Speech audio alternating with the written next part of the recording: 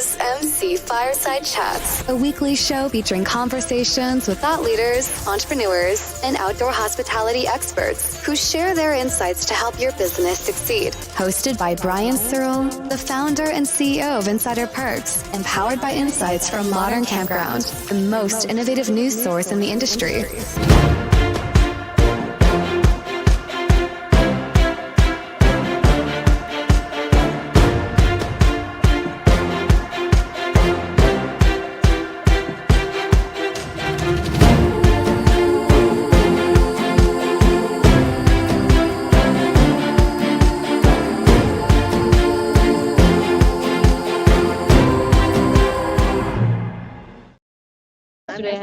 Welcome everybody to another episode of MC Fireside Chats. My name is Brian Searl. I was behind the camera trying to figure out how we're going to do this operationally. We are live at the Glamping show. We're inside this beautiful eco-dome structure here, right? They had a nice little setup here, so we got the whole kind of gang together. We got a bunch of special guests, all kinds of things we're going to talk about here, but super excited to be at the Glamping show. Just so everyone knows, so we can kind of get this out of the way, there will inevitably be some kind of technological failure during this show, either with the Wi-Fi or one of the mics will die, or the camera will fall off the thing that we have it on or something. So if you can't hear us and nothing works, just assume that we're talking about something amazing that you should be at the Glamping show in person to hear next year. So let's just go around and have everybody introduce themselves. I'm going to kind of step out of the way. We have Cara from Canada. Yeah, hi again, everyone. Cara Csizmadia, president of the Canadian Camping and RV Council. Excited to be here. Happy for my second time at the Glamping show USA. All right. Hey, I'm Candice McNamara. I'm with Staylist, which is a property management software where we're pretty much innovating out to the next level, also looking at food and beverage, but contact us. Hi, I'm Meshey. I work as the marketing director at Zook Cabins, and we specialize in park models, prefab homes, and we're entering the glamping space, which we're very excited about, debuting our new glamping pods this year at the show. It's my first year at the show, and I'm thrilled. It's very cool, very happy to be here and checking everything out. Hi, I'm Sandy Ellingson. I'm a regular, so you may already know me, and I serve as an industry advocate for the manufacturers and suppliers and campgrounds. This is my first time. I'm excited to be here. Hi, my name is Joanna, and I'm from Fdomes Glamping, so all the way from Poland, and I'm a sales director, and I'm really happy to be here for the second year in a row. Hi, I'm Mike Harrison. I am with CRR Hospitality. We own, operate, and develop outdoor hospitality assets, as well as third-party management services for other owners as well. We're excited to be here in beautiful Colorado. She wins the farthest traveled award. So. Oh, he is going to talk. We're going to make him talk. He said he didn't want to talk. Do I have to press the button? No, now you're here. Hi, my man. name is Jake Barbati. I'm representing Forge and Foster. We're real estate investors from Canada. We currently own and operate 25 campgrounds in the area. This is my first time at the event, and I'm super excited to be here, and I've learned a bunch already. All right, so one other thing we should point out, they're doing like this massive United States government emergency alert test at 12:20 here, which is in about 18 minutes. So that for sure is going to be alerted on the phone that we're recording the show from.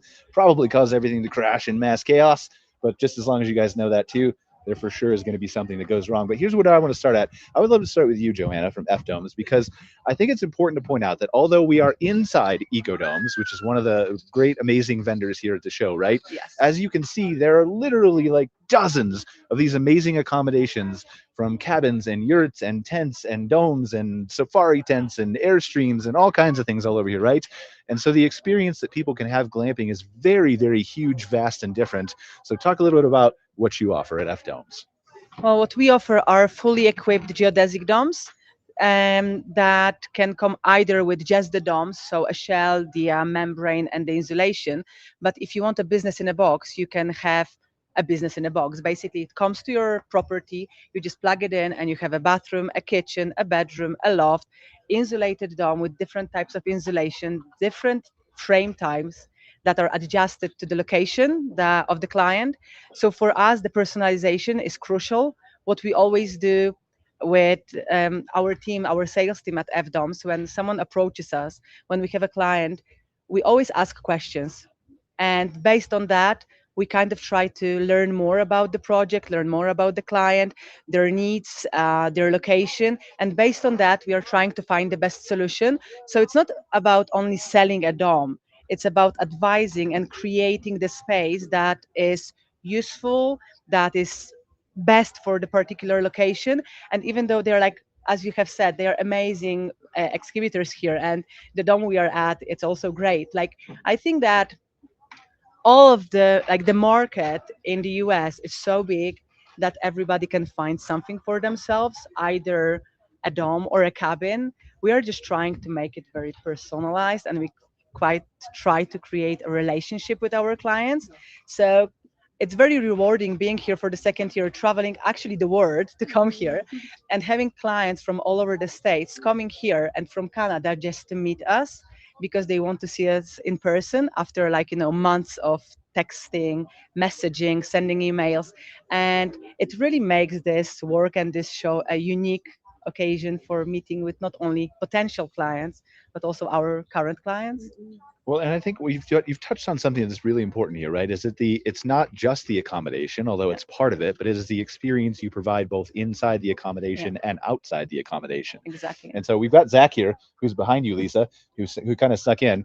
If you want to pass the mic to Zach for a second, because I think this is important, right? Zach was one of the speakers at the Glamping show. He gave a really good session talking about how it's really just the experience, and I don't want to butcher it by saying anything else, so just take it over and I'll shut up. I think that was the key takeaway, right? That we're trying to get people to think about wherever their resort is, wherever their glamp site is, that we're not in the business of accommodations. If that's what we limit ourselves to, the traditional hotel industry, hospitality industry has perfected that, right? They know exactly the minimum delivery that they can give to a guest and the maximum amount that they can charge for that. So if we're trying to compete against that, we're never going to beat out the machine that is traditional hospitality. So the thing that differentiates glamping as an industry and as a whole is that it is an experience-based hospitality model. So we have to focus on the guest experience, on crafting those on-site and off-site experiences, on connecting people with each other, connecting people with nature, and creating memories. That's the business we're in. We're in the experience mentality world. So, and I think that was the key takeaway from the talk. Yeah, I mean, it's just, there's such a learning experience whenever you come to a show like this, right? You come in, whether it's your first year, your third year, or your fifth year, and you say, well, I've heard everything. I heard this last year, right? But it's always different. It's always nuanced. There's always some kind of new research and things that you can take away from a show like this. Melissa, why don't you introduce Zook Cabins, and we'll do the same kind of thing, right? Tell us what sets you guys apart. Absolutely. Yeah, Melissa Meshey, marketing director at Zook Cabins, and we specialize in park models, modern and rustic park models, as well as prefab homes. And this year we're debuting into the glamping space. So we have glamping pods that are really designed to be plug and play, really easy for someone to start a income revenue very quickly and very easily, minimizing the setup experience, minimizing zoning requirements. We like to think that we offer something for everyone. We have something from as little as 170 square feet up to probably 2,500 square feet. So just a little bit of everything. We're very excited to offer more glamping items as well. We have some more things coming out next year that we're pretty stoked about. So I'm curious, and the top of the mic actually is the mic, so I'm sure they can hear you anyway.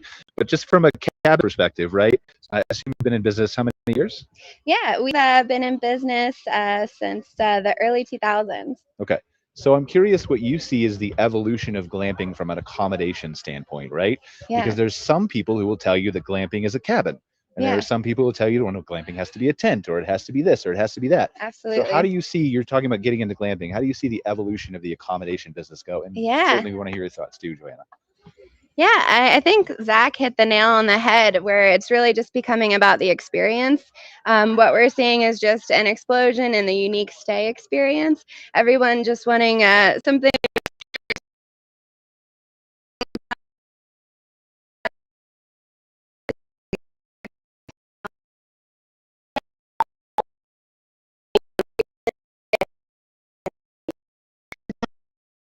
or a bike or a train.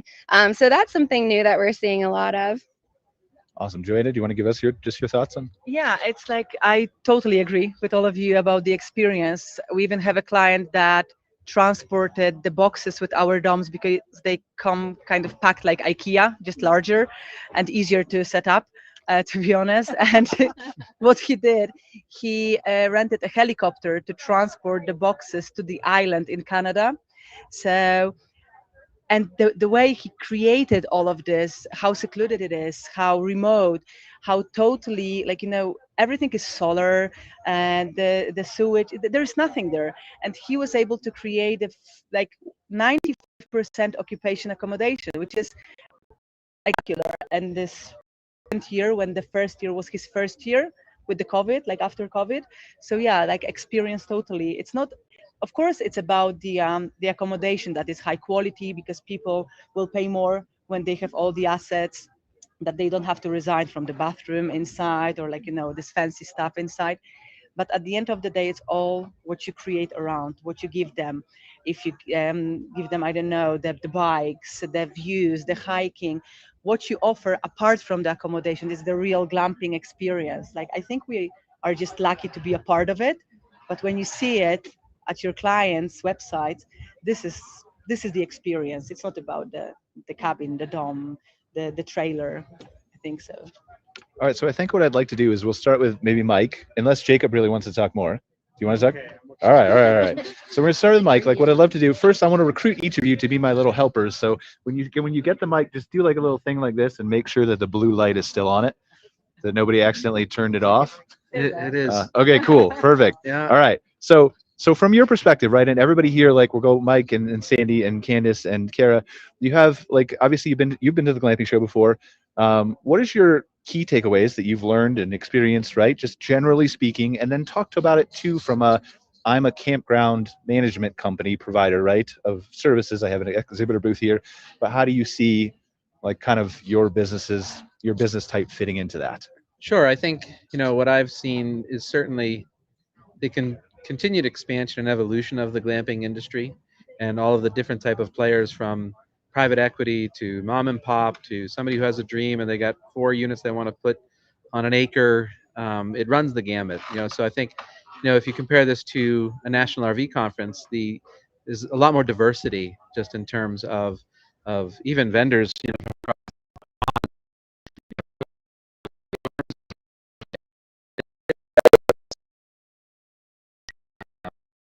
Number one. Number two is there's a lot of discovery, a lot of exploration.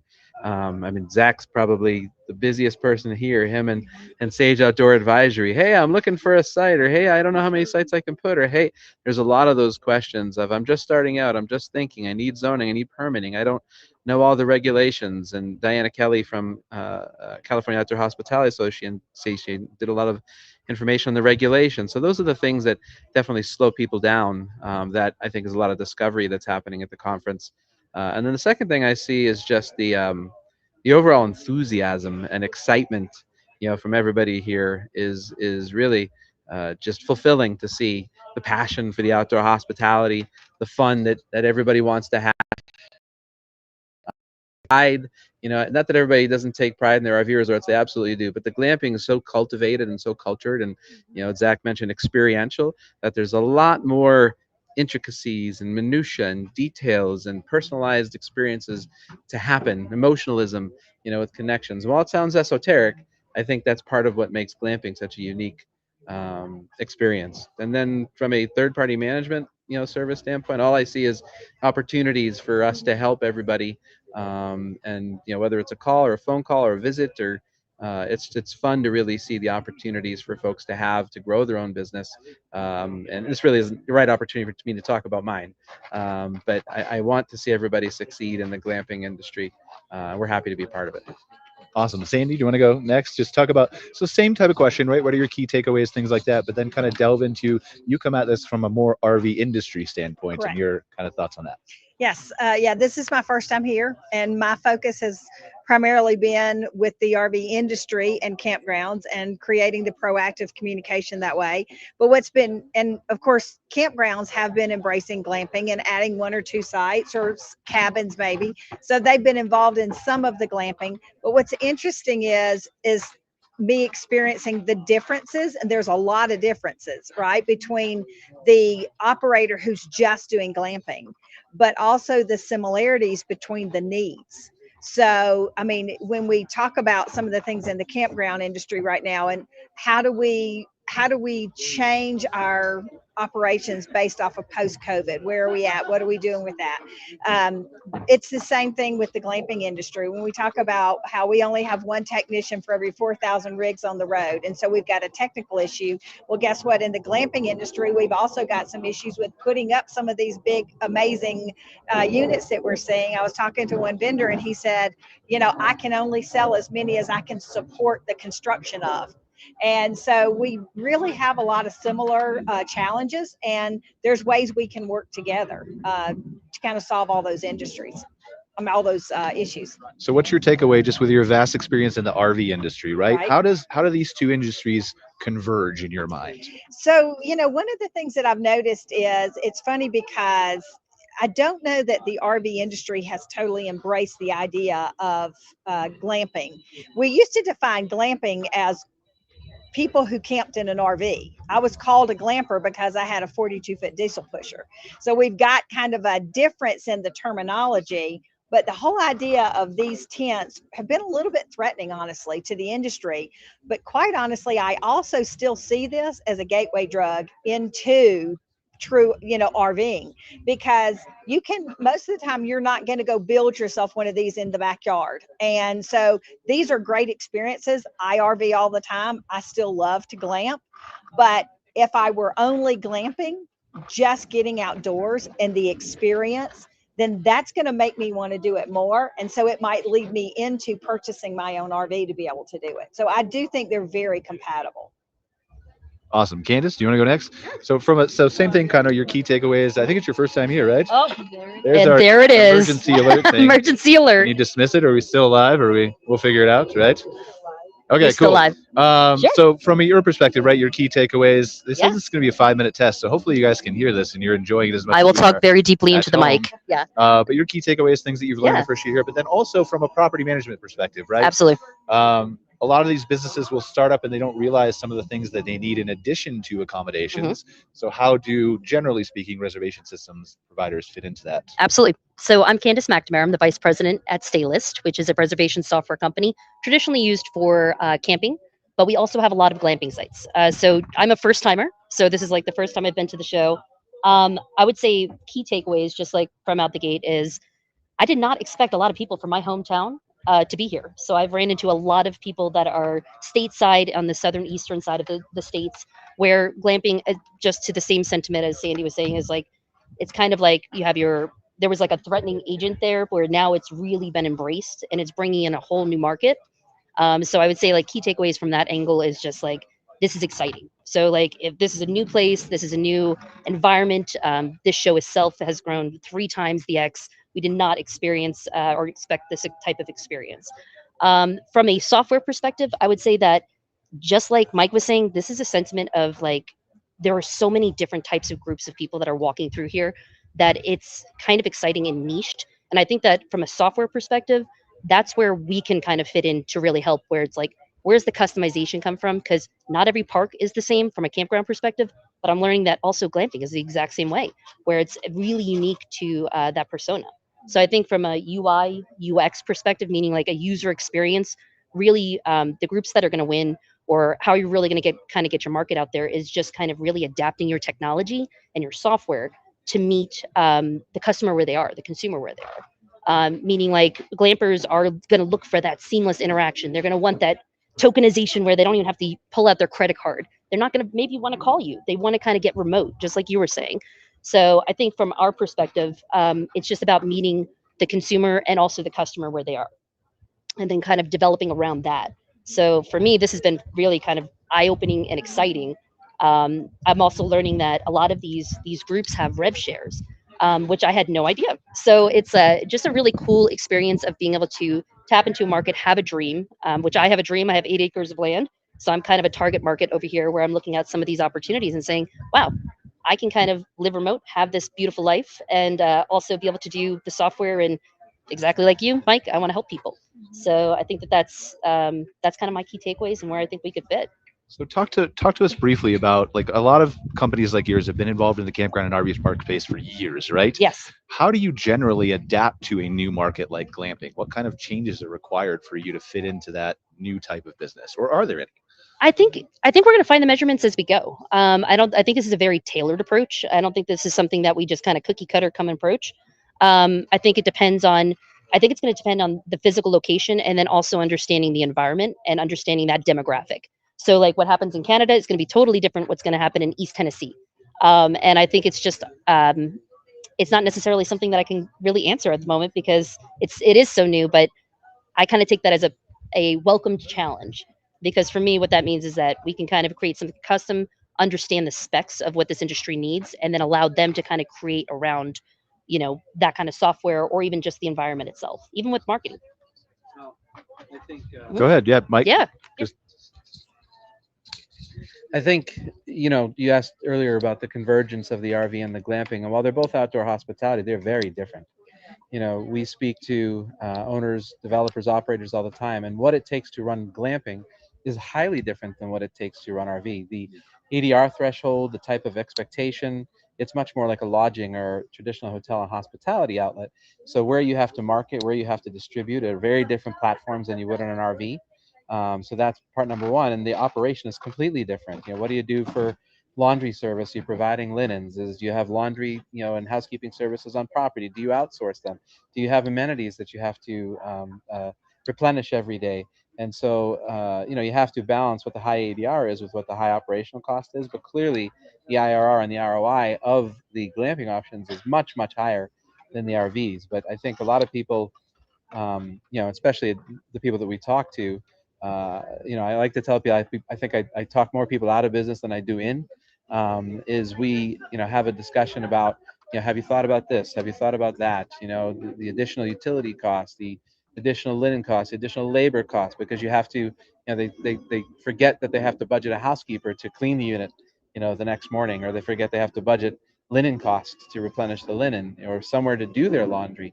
And so those are the things that I think are very, very different, where a lot of the people that are coming into the space are discovering, and sometimes by accident, and really blows up their model if they haven't, thought of those things ahead of time. So that was good. Did you make sure the blue light was on? Just so I'm kidding. how's your job? I have it pointed towards you. All right, it's fine. So Joanna, I'm curious, just for your take, and then we'll go. I want to get Zach and Cara's for the same question, right? But coming from Poland, is it fair to say that the European glamping market is more established than the United States is? Well, basically, glamping started in the UK. So the very idea, I remember the first clients I had when I started at Fdomes, American clients and Canadian clients, when I was using, so glamping domes, and they were like, glamping? What is glamping? No, we want geodesic domes. And I was like, yeah, this. So like kind of building the awareness of glamping took place later in the US and Canada than in Europe, but not even in all Europe. Like the UK was a master. They did a great job with awareness and the glamping idea. They know what glamping really is. Then like south of Europe, they still like kind of crawling in comparison to the US and Canadian market. So for example, at FDOMS, half of our orders last year came from Canada and the US, even though we are like established in Europe. So Europe, Europe is still crawling, even though the concept existed there earlier.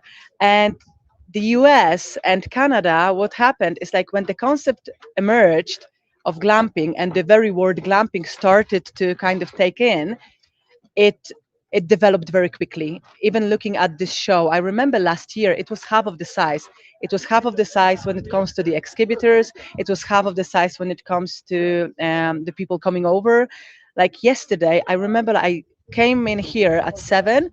I left it stopped at 4. We had clients till 5, and I couldn't even leave the stand because it was all the time people coming over. So at some point, I just realized, oh my God, it's already like 4. It's like, how did it happen? So the US, when they take I have this kind of impression, when the US market grabs the idea and they like it, they develop it very quickly. And truly, most of our most spectacular locations are in Canada and the US. Like the land that you have, the possibilities, even though the building permission, like 3 years ago, we had clients from the US calling and they were like, I want domes, I want them now. 2 weeks later, we were shipping the domes to the US or Canada. Now they're like, listen, so I have land, but there is zoning, there are permissions. So how can you help us? And we were like, okay, so what's the issue? And we are trying to figure it out. So from the time of 2 3 weeks purchasing, from like contact to purchase, I have clients who have been with me for like 2 3 years now because the concept changed. So American Glamping Association, it's huge of a help. We are the members. So we're trying to kind of help the clients with static calculations. As you know, snow and wind loads and all the stuff, probably you're struggling with it as well. So all of this, we're trying to help them out to shorten the process. But as much as the glamping concept has developed here and it has been like very adapted to the land, also the permission process developed as quickly as the concept itself. So it is incredible. It is Once the incredible. lawyers and the politicians catch up or catch on, then you're in trouble. So are there key takeaways that you've seen coming from a market primarily that had adopted glamping before us that you've learned from an accommodation standpoint that would help better serve us? Well, what we've learned since the beginning of like, glamping kind of idea, because our company started with the event tents. So we were doing, I don't know, The Martian, the movie, Star Wars movie premiere, and this kind of stuff. And we were like, when glamping emerged in the UK, we were like, we need to introduce it and we need to build awareness. So if you look on our, I don't know, social media or like our social channels, we don't sell DOMs. We try to teach people the concept. So we are kind of spending our money on marketing to build awareness, to teach people what glamping is, how can you use it, how can you earn on it, how the return on investment is like completely incomparable with the regular hotel or like, hospitality industry.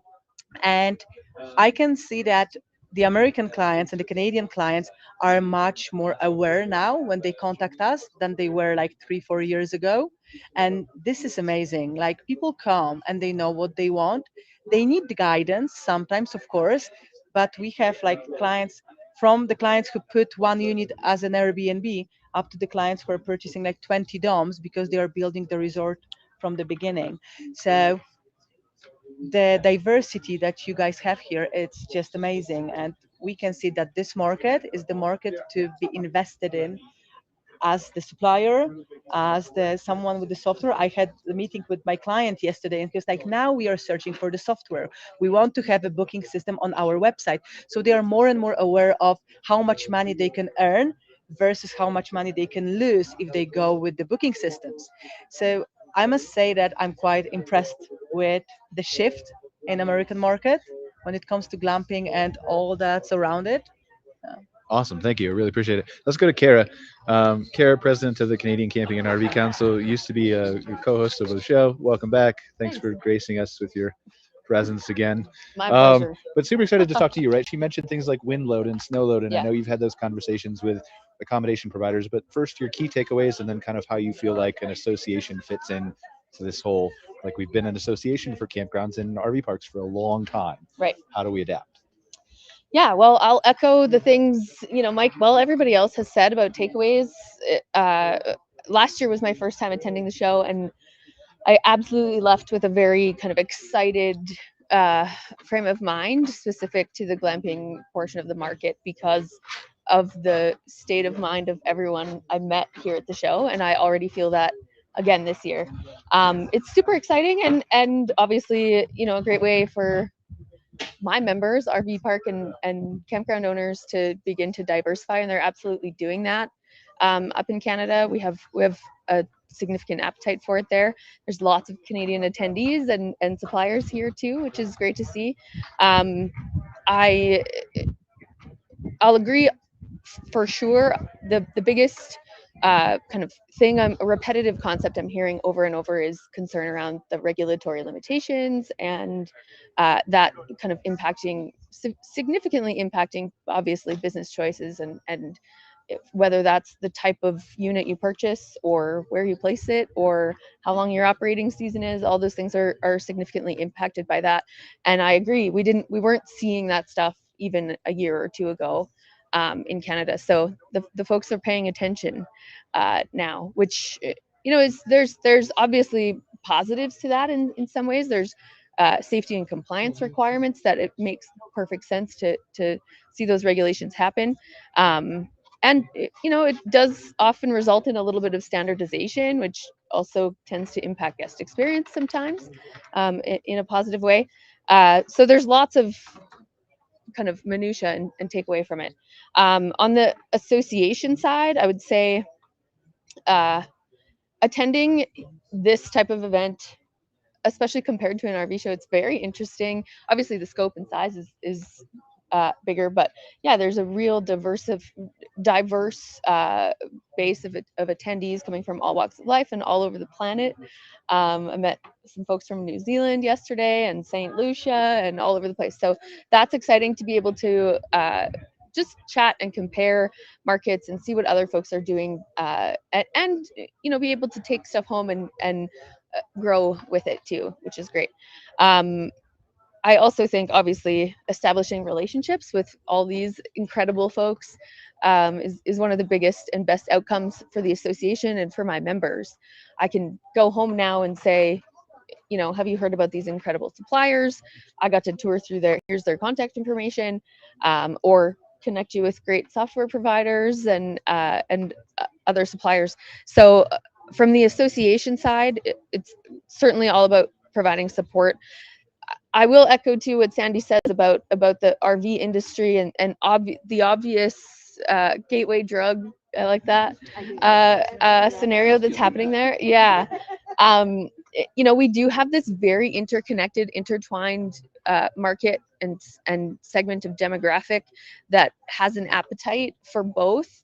And I think there's plenty of room for everybody in the sandbox. But it's given kind of the dynamic in the RV space right now and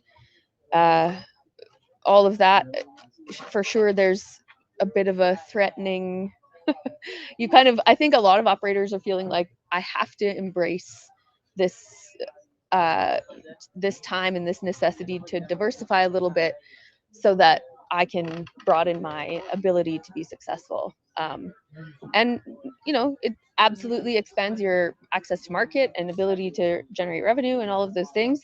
As much as I'm similar to Sandy, I love to camp, but I also love to glamp. Not everybody does. There's some folks that need the amenities and are happy to pay for it, and it's great to be able, from the RV and campground resort space, to be able to capture those guys too and have opportunity there.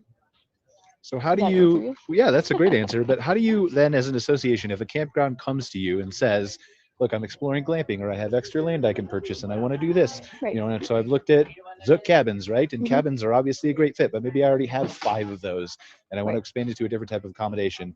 How do you kind of walk them through the process of deciding what's best for them, given that so many of them, well, all of them are different from each other? Right. I think the number one thing to do, the first thing, is to connect them with the professionals that I meet at events like this.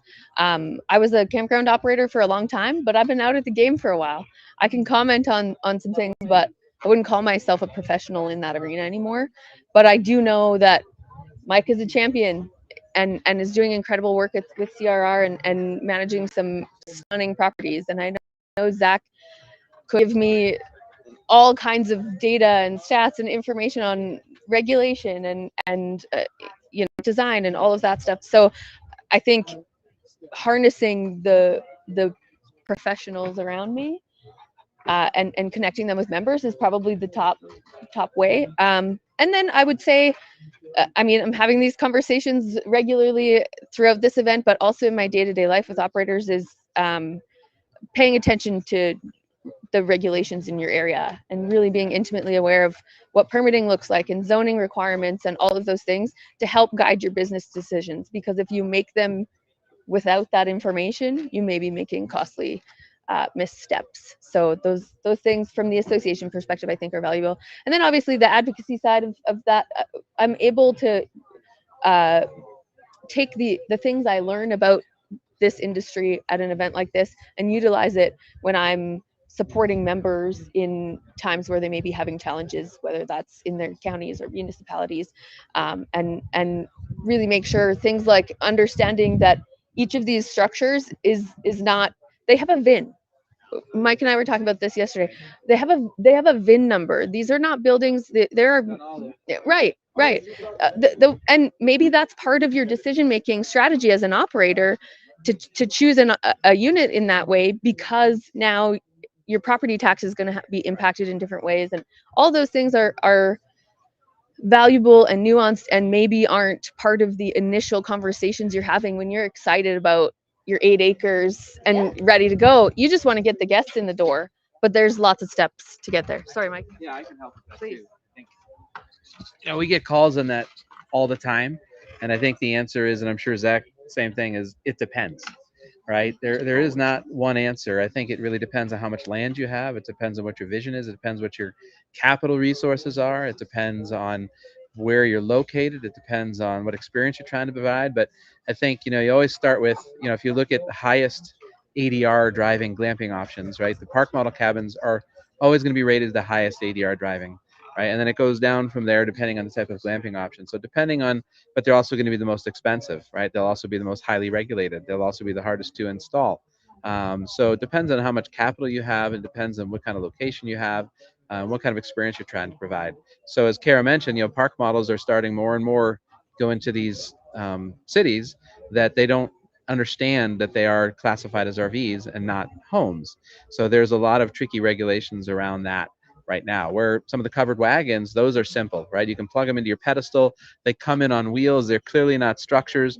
They're some of the cheapest glamping options to buy if they fit your DNA of your property, and a little bit easier to put in, but the ADR is going to be, lower than a park model. Or a Lux tent, those are going to fall somewhere, to the mid to high range, depending on what level of Lux tent. Does it have the bathroom? Does it have electric? Does it have the platform, etc.? But then do those end up having to be regulated if they're structures and on a platform as well? So there's not a one answer fits all. It's a do your research and find out how much capital you have, how much space you have, how much money do you want to spend, and what your performa says, what you're trying to build out. Sage Outdoor Advisory has a lot of information, all the statistics on, ADR per glamping, structure. Domes are, very, very good options. The cabins as well. And then someone like Zach at Clockwork, if you're, we get the second question, which is, well, what can I put on my site? How do I build it? What do I design? They will do all the, research into entitlement and, figuring out how to lay out your site. And so, as Cara mentioned, use your resources. When you ask the question, there isn't one person that's going to know the answer. You want to go to the experts. I don't know if you have anything you want to add to that, Zach. Well, and yeah, we'll go back to Zach here, because same question, right? We talked to you. You're our speaker, but you're also an exhibitor. Lots of brains behind this man here. So I want to kind of close the circle because I agree with a lot of the things that were said. I think Sandy made a great point. I really view the RV industry as sort of the grandparents of glamping, right? Like they've paved the road, they've set the model, they've established kind of some of the model regulation and that entitlement and permitting process. A lot of the jurisdictions that we work in, we sit down with them for the first time, they don't understand what glamping is. And so if I can make that comparison and say, well, this is very similar to a campground or an RV resort, that kind of gives them, from a regulatory planning and zoning permitting stage, like some expectation of, okay, so if we treat it like this, it's not exactly an RV park, but it's close, right? And then we can do some hand holding and some education and kind of fill in those gaps and say, well, this is how we've done this elsewhere in the country, and this is what's worked. So I really think the glamping industry as a whole has a lot to be thankful for from the RV industry. And I'm always surprised when I hear those words that like they're threatened by glamping, right? Because when you look at those data, when you look at the North American Camping Report from KOA or the Glamping Report from Sage, we have the data. We know there's 92 million camping households in the U.S. No, I mean, this is a third of the population of the United States goes camping. But a very small percentage of that is RVers. And so if you own an RV park or a campground, you know, embracing glamping, this new model, is a way to reach the other 80, 75 million camping households in the United States that don't own an RV. You know, when we look at the trends in the RV industry, we're seeing, I think this is the first year that we're not going to break the record on sales. And there's a lot of things that are impacting that, mainly RV shares or RV rentals. Over half of RV campers last year borrowed or rented the RV that they stayed in. So that shows more people getting into it and trying it out. But I love the term of, you know, glamping can be the gateway drug to embracing the larger camping model. And I think that campground owners should embrace it as an opportunity, not a threat to their. No. I mean, yeah, if your drug is connecting with nature and spending time with your family and reconnecting with, you know, other people and unplugging, that's a great drug to be on. I'd love to be hooked. So I think that you know, from the regulatory perspective, the RV world has really led the charge for us. And I think, you know, my key takeaway from the show this year, the thing that I'm really excited about, I can surmise it in one word, and that's innovation. You know, this is my, I think, 4th year with the show, and we see a lot of the same players. We see some of the folks that we saw 3 years ago, but we're seeing so many new models. And we're seeing some of the manufacturers that have been around for a while really stepping up their game. You know, we look at the quality of like an Fdomes or an Eco Dome where we're sitting here, compared to the domes that we had available 3 years or 5 years ago. Like, the bar has significantly been raised, right? These are beautiful units. And I think all of the hard side units that we're seeing here, you know, groups like Zook that they have that established 20-year, 25-year history of building modular units, and they're waking up and saying, hey, how do we get involved in this glamping thing? All these RV parks that we deal with, they're all asking us about this. One of the most exciting things for me was seeing the little A-frames that you guys have inside. I walked in, I was like, oh my God, I've got 3 clients right now that are going to love these things. And the price point that you're hitting at, because you are so established and you have this model and you've perfected that with park models for decades, extremely competitive. That was one of the things I was most excited to see at the show. Very, very cool. But, you know, when we look out, we see a lot more hard-sided units. And I think part of that is due to the regulatory piece, that environment, again, where I can go to a jurisdiction and say, this is a campground. You've already permitted those. You understand what this is. And these are park models. These are classified as RVs. They're permitted in a campground. That becomes a very easy path through the planning and zoning and permitting piece. And we're seeing that the industry is responding. That's why we see so many of these park model and hard side units. And then on the innovation side, you know, looking at what the Glatt guys brought this year, right? A beautiful canvas tent model that's also an RVIC certified park model. You know, that innovation piece. It's yeah. The guys inside that have the perfect s'more setup. These craft graham crackers, these individual marshmallows, and a simple alcohol burner. I've tested them at least twice. I'm not sold. I may have to go back a couple more times still. But, you know, that focus on guest experience, right? I no longer have to get dirty or messy. I don't have to go and smell like smoke. I don't have to build a campfire. And my operator's not nickel and diming me, charging me $10 extra for a s'mores kit, right? This is on the coffee table in the dome when I check in, and all I got to do is light a match. Yes. I don't need shoes and a flashlight to go to the bathroom. And so, no, I think that the biggest takeaway for me is, you know, if we compared kind of those industries, right? I mentioned like the RV industry is sort of the grandparents of glamping, right? You know, 3 years ago, 5 years ago, you know, glamping was an emerging industry. We were little kids and we went through our kind of awkward teenage years, right? And now I think glamping is more of an established industry. We're going to college. We're getting smart. We're embracing the regulations. We're doing things by the book. We're raising the expectation on the guest piece. We're starting to mature a little bit. And that's really exciting. So talk to us about, same question everybody else, right? How does Clockwork fit into stitching all this together for someone? I think I always try to stay humble because I feel like we're a small piece in the overall industry that's here, and a large part of our success is due to all of our partners and the different people we work with. We try to focus on doing what we do it well, but we also leverage a lot of those relationships and partnerships, and that's been the key takeaway. And I think as long as our approach to business is the same as Glamping's approach to customer experience, right? We want to take care of our clients. We want to do a good job. We want to each thing that we approach, it's personalized. It's unique to that client, their site, what they do, what their goals are.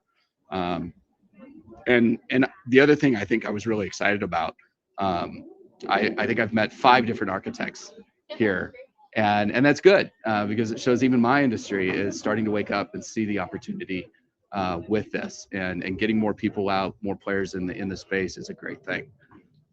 Awesome. Does anybody have a watch on? Can we do a time check or? 12:46. 12:46. I got to kill 14 more minutes. All right. Yeah, go ahead. Well, I was just going to say the questions that I've had asked of me. And did you make sure the blue light's on before It you? is on. Okay, Okay, cool. both for, like, if I'm talking with a campground owner and they're here and they're asking about glamping, I think one of the things that's interesting is I find myself going through exactly the same questions that I would if they were asking me just about general camping, in that, what is your brand? What are you trying to offer? But what I think is unique about what we're seeing in glamping is that we've had cabins or park models inside campgrounds for a long time. And for the most part, those were there for the people who had RVs and wanted their family to come and didn't want their family to be in the RV with them. So, we stuck them in the cabin. But I don't think that the cabins were there thinking we're going to market just the cabins. They were there for those other family members. Glamping is very unique though, because some of these other glamping things, which is why you guys have created your own unit that's not just the park model, because it's about the experience. And that is what's so important. So I asked the campground owner, what experience are you trying to create, and what experience goes along with the brand you're trying to project out to your customers? But then it's exactly the same thing. I've had a lot of people, even just like retired couples who have land that are going, I'd like a second income. We just want to put one thing out in the middle of our land. Well, what are you starting with, right? What do you have? What assets do you have? Is there a beautiful stream where they can fish? Are you in the mountains? Are you at the beach? Are you in Texas where the Conestoga wagons are awesome, right? Because they just totally fit that. But think about what is the experience first that you want to offer, because so many of them want to talk about the budget first.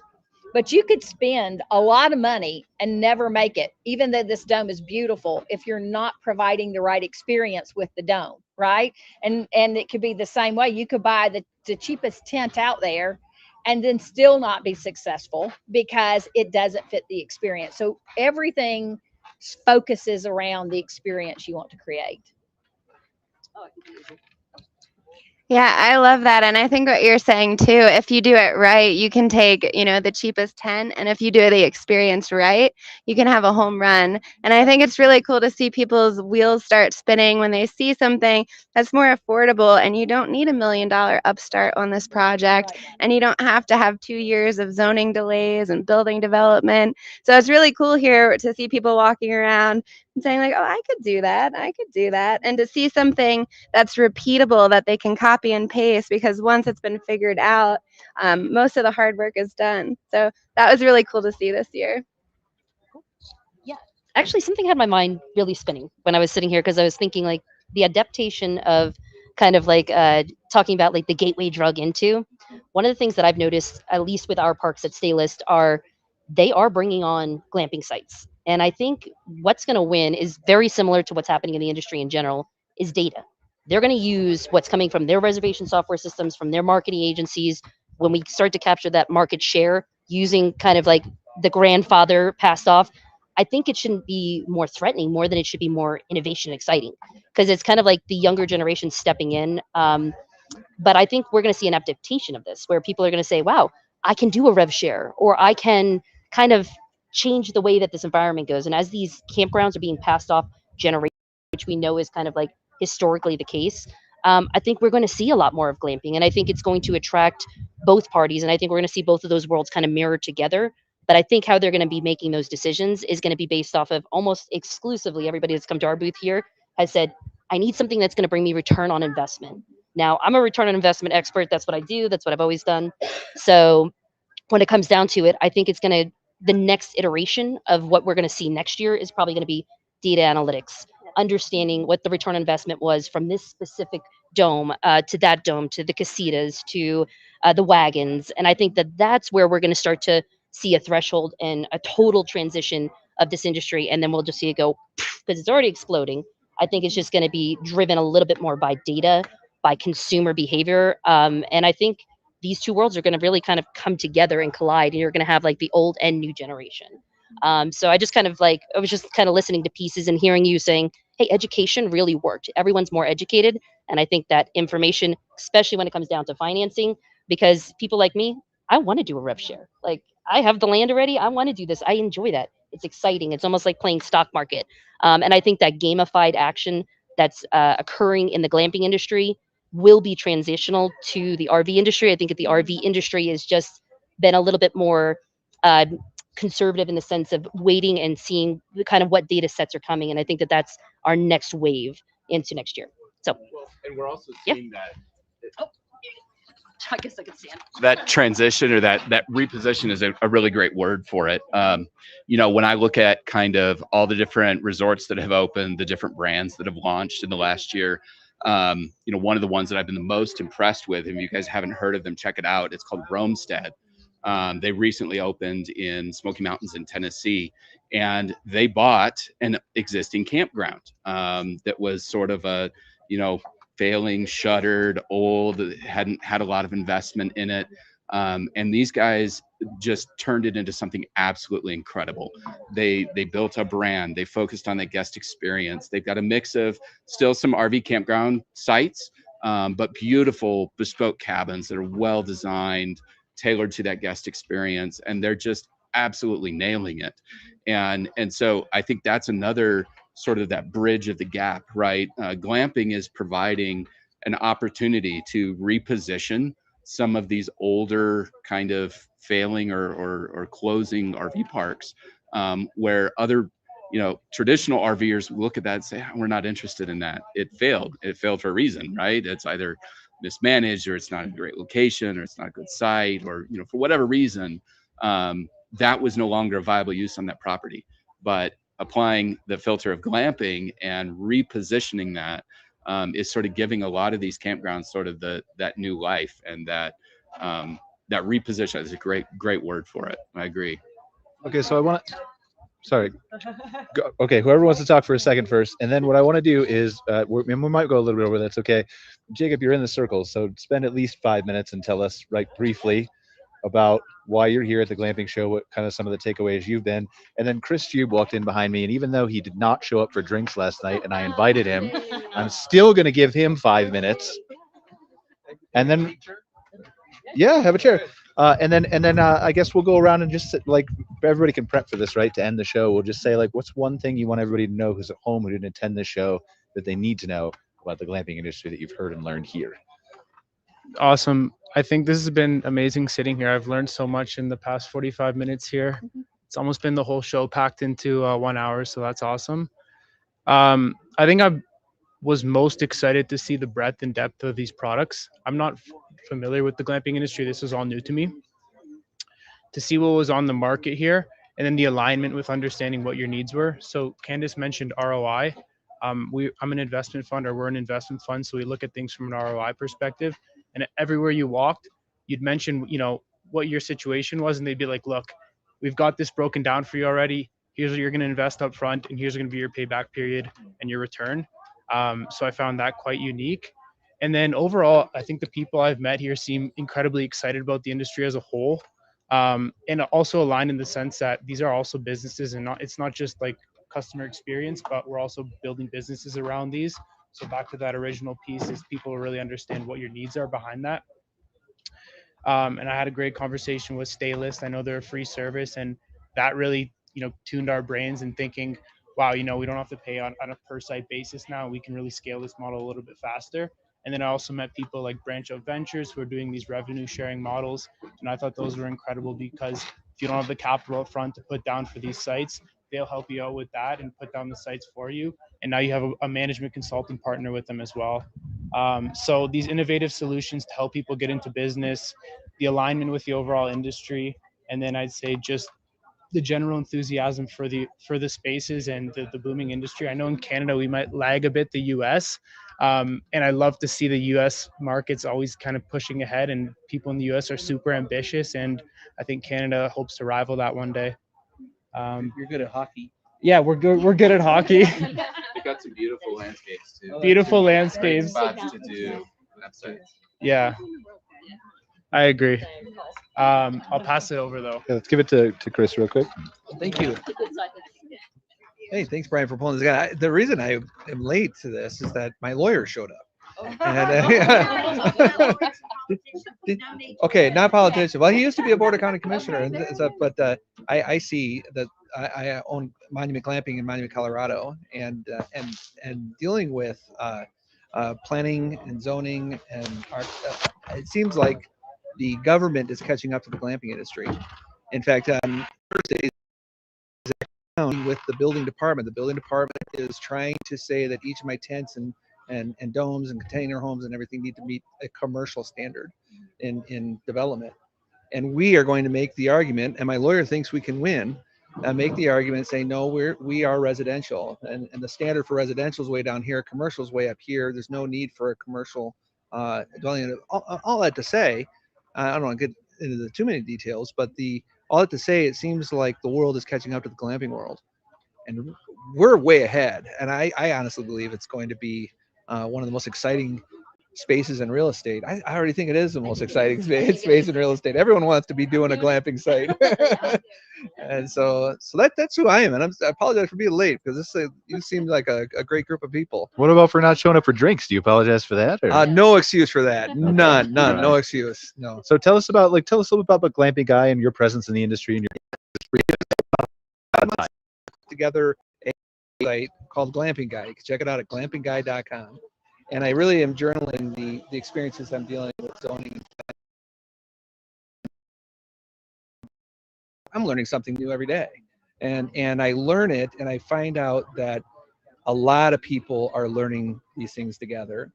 In my local area, I did an interview for a newspaper and stuff, and I had just purchased the domain glampingguy.com, thinking I'm a teacher at heart. Actually, I left teaching to go into glamping, so I can't help myself. I have to teach along with doing, and so just how to do it was on my mind. So I bought glampingguy.com, and at the end of the interview with the newspaper editor, she leaned back. She said, "So I suppose you're the glamping guy?" And I'm like, nailed it for the domain name.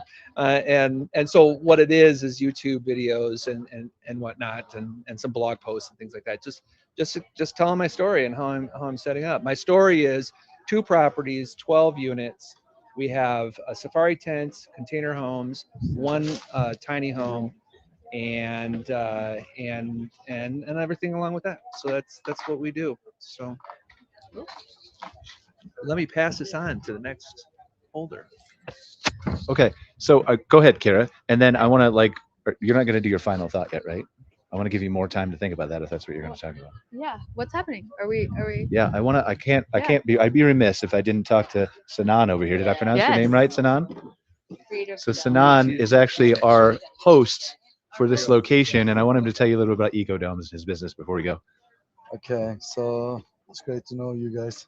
So I had some meetings. Ecodome, I founded the company to provide the industry with a different structure. So instead of imitating others, so I thought, what can we do better? So geodesic dome frames that can be installed with solid panels and self-assembly kits without the professional support would be a good idea. And I think it worked. So we are continuously improving the frames. We started with the initial series non-insulated version. Then we moved to 24-hour value insulated geodesic dome frames. Still, they can be installed by ordinary people. So I was giving speeches about sustainable travel for the last 13 years. I've been in conferences more than 59 countries all over the world. I've been in the World Ecotourism Network. And what I realized after I founded Ecodome is I can understand which glamping investor will succeed and who will fail. It's very interesting that when people they want to invest in glamping business and when they want to invest in your structure, like if they ask the right questions, you get that they will proceed. But if they are not aware of the hospitality and the experience part of the business, then you get that they will fail. So it's not a straightforward process. You put the structure on a beautiful land and you make it. No, you can. Like my colleague said, glamping industry started in the UK, but the occupancy rates this year is going down very fast. They miss one thing. It's all about experiences, memories, and the photos. I have a term. I call it poisoning. If you poison people with love, hospitality, and experience, they have no other chance but they have to come back to your site. If you can poison them, there's no chance. It will be just an experience for the weekend getaway. Now, let's try something else. So, repeating guests is the key in sustainable travel. That is very important. And we just contribute with the structures, but we don't know how they will respond to this hospitality part. So we can only motivate them. We can tell them what is missing if they ask us, but we can do more than that. So we educate them during the investing phase. We do all we can to transfer some of our experiences, but not more than that, I guess. So perhaps the industry needs we need to come together, especially the manufacturers of the pods, tents, domes. We need to come together and we need some guideline to educate potential investors about hospitality, experience building, and All right. thank you. Yeah, you're very welcome. So let's just go around real quick, and then we'll end the show. I know we're a little bit over, but just any final thoughts that you have from your perspective that you'd like to throw in, but then also just kind of one thing that you've seen, heard, learned here that's new for you that you feel like needs communicated to everybody watching at home, or that maybe two people who are watching at home. I don't know. I don't know about you. I'm going home with all my notes. I sit in the front row with my computer and I take notes and I learn something. This is our 5th year into it, and I'm the glamping guy. But boy, there's lots of glamping guys around here. This is the hub of the place. So I'm taking home experiential traveling, as I got to really focus on that experience. We've got some great things going on, but I really want to dial that in and make it just an out of this world experience for my guests, for my sites. And then just make sure the blue light is on over there, Cara. Blue light is on. Cool. It died last year. This is why I'm doing it so much. I know. so. I was the one speaking while it died. Yeah, I would say my takeaway probably is most impacted by this conversation today. I love what I'm hearing from this group, which I think probably echoes the feelings of most of the attendees that I've spoken to around reinvigorating and reimagining existing parks and the outdoor hospitality industry and its deliveries kind of as a whole, and how exciting this portion of that makes all of this. It's amazing to partake in the excitement of it all. And then yeah, I would say I think we've got lots to get done still too.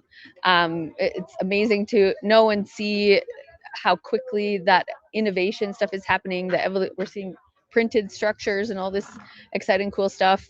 And so I'm really, really excited to see where the next 5 years will go. I totally agree with you. I think really, truly, like this meeting alone, just being able to sit with all the different types of heads and understanding like the different aspects. Because even though I'm coming from the technology perspective, I think I'm more cognizant, more than I ever have been around the glamping experience, especially matching the energy of the clients that come to me that say, I'm going into glamping. So now I think I can match that energy, but I also think I'm going to really look at it more by utilizing our tools and reports and data and making calculated decisions, since I know ROI is the driving force. So I think my key takeaways were that the options are there.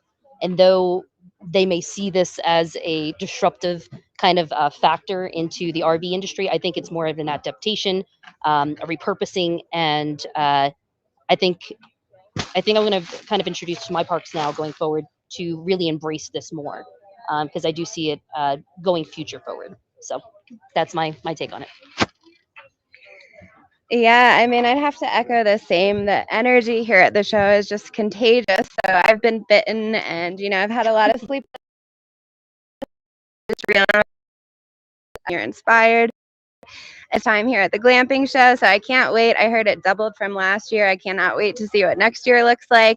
So yeah, just going home really fired up, excited. Also, I was surprised at the reach that this has. I talked to people from India, from South America, Mexico, Canada. So just really all over, great connections. Just been a 10 out of 10. Yeah. So my entire job description is one sentence, and that is to keep people camping and glamping. And I think my biggest takeaway from this is going to be that we can celebrate the differences between the camping that we do in RVs or historically in towns, but at the same time, we can welcome the ways that we are similar and the ways that we can learn from each other. Because again, there's so much amazing information here, especially from the guys that are only doing the glamping. But then there's also so much information where I'm talking to people that are more on the camping side, and some of the things that we've been able to do historically that we could actually help people that are doing glamping as well. So I'm excited about that. Yeah, I totally agree with everybody when it comes to the energy at the show. So we are totally going back to Poland in 3 days. Very excited and with the huge enthusiasm, because we received so many positive feedback of the clients who are ordering from us, who have ordered from us, or who are planning to order, which is really kind of, it's very rewarding when you see the clients coming over and kind of matching the face to the name. And also this conversation, and I'm sure I need to exchange the business cards with all of you, because I think we can support each other when in creating kind of the awareness of glamping, and not only selling our services, but rather creating the community. Thank you. At CRR Hospitality, it's interesting because we're attending both as an attendee and as an exhibitor. So from an owner-operator standpoint, getting the experience and learning and connecting, and then from an exhibitor standpoint for third-party management services, trying to help. But I think what's the big takeaway for me, and Zach and I have talked about this ad nauseum, which is we all row the boat together, right? If you look around the circle, we all need each other, right? We need distribution, we need management, we need manufacturing, we need technology, we need design, we need association, regulation experience. So, I think what's exciting is that everybody's here to serve each other, and that commitment to community of growing the outdoor hospitality industry, and just the desire to make sure that not only we need, but that we help, is what's really rewarding to see. I think around the dome. And can I ask, what does geodesic mean? Geodesic is a shape. So it's just the shape. Okay. Which is Uh-huh. like geodesic. Because I've always had a curl. They say that because they don't like to call them buckyballs. Buckyballs. Gotcha. It's interesting, Mike, because we do have this terminology, this definitions barrier in this industry, I think, right? Sorry, Yeah. where, even those of us who've been in the world for a long time are asking those kinds of questions. Even the word glamping itself, everybody has this very variable perspective on it. It strikes me, sitting in a conversation like this, we've talked hundreds of times over the last few years about this industry, and we still are working out definitions and Right, what it's those evolution actually and mean. learning. Sure. Totally. Exactly. Thank you. Yeah, I thought this talk was great again. My key takeaway would be Sinan's piece there at the end. I found that incredibly enlightening. It sounded very simple, but I think there was a lot to unpack there. I don't think it's as simple as just slapping down a dome, and calling it a business. I think there's a thoughtful element there into creating an actual experience for people, having sophisticated washrooms and amenities for them to use, and there's a lot of thought required behind that goes beyond just a simple piece of I purchased this, now what. So yeah, that was a big takeaway for me. I think my biggest, yeah, we're good. My biggest takeaway is it's really the core tenet to who I feel like we are as a company. Clockwork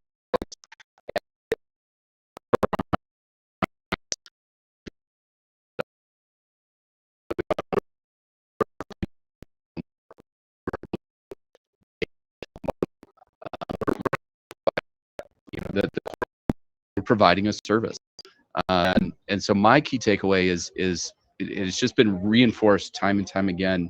And I think if we unpacked all the comments from everyone, Sinan had a great piece, right? He's a manufacturer, he makes a product, but that's not enough. He has to connect to people. He has to work with his customer, with his buyer, and he's helping them do all those other things. And one of the things that I think is so incredibly excited, and one of the reasons I love being a part of this industry, is I think we're somewhat unique in that every person that's here will help anybody else. They invest in other people, whether that's time or resources or product knowledge or experience. This, I think it's very unique in our industry that there is no cutthroat, there is no competition. It's very much, to Chris's point, or Mike, I think he said, that rising tide gathers all ships. And it's one of the things I love about this industry. And the reason that I love being an architect in this industry, because my business is people. I get to work with people who are building their dreams, helping them achieve their goals, build their vision, establish their brand, define who their target guests are, and create that experience. So thank you guys for those words. So Mike, I appreciate your phrases. We need to cooperate. We need regulations. We need information exchange, so that we won't have to discover the world again and again every time. So I'm a novice guy in many subjects on the glamping term, I know so many things about glamping pods, structures. I know so many things about sustainable travel, but it's not that much easy when it comes to talking about glamping.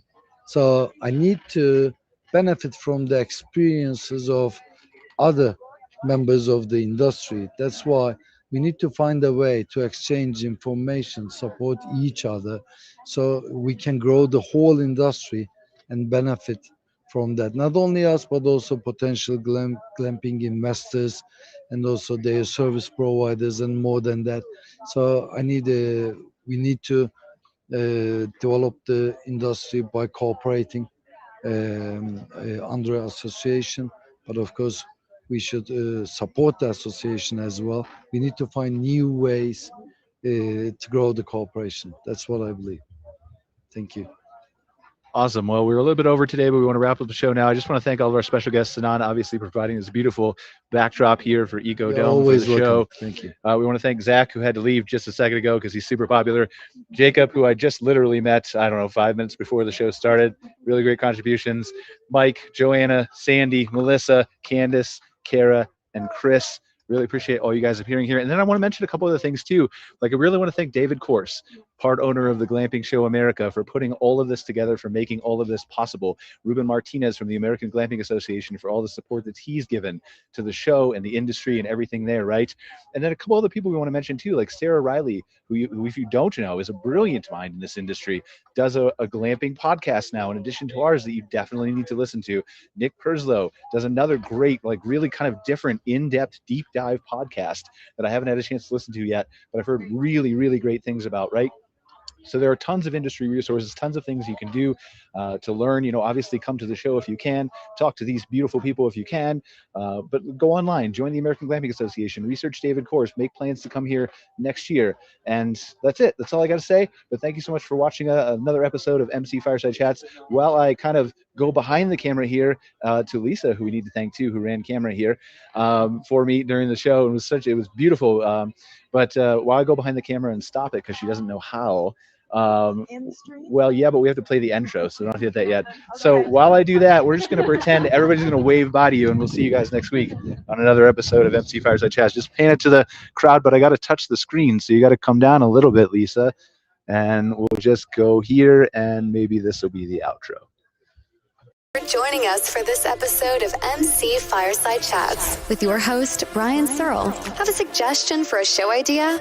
Want your campground or company in a future episode? Email us at hello@moderncampground.com. Get your daily dose of news from moderncampground.com. And be sure to join us next week for more insights into the fascinating world of outdoor hospitality.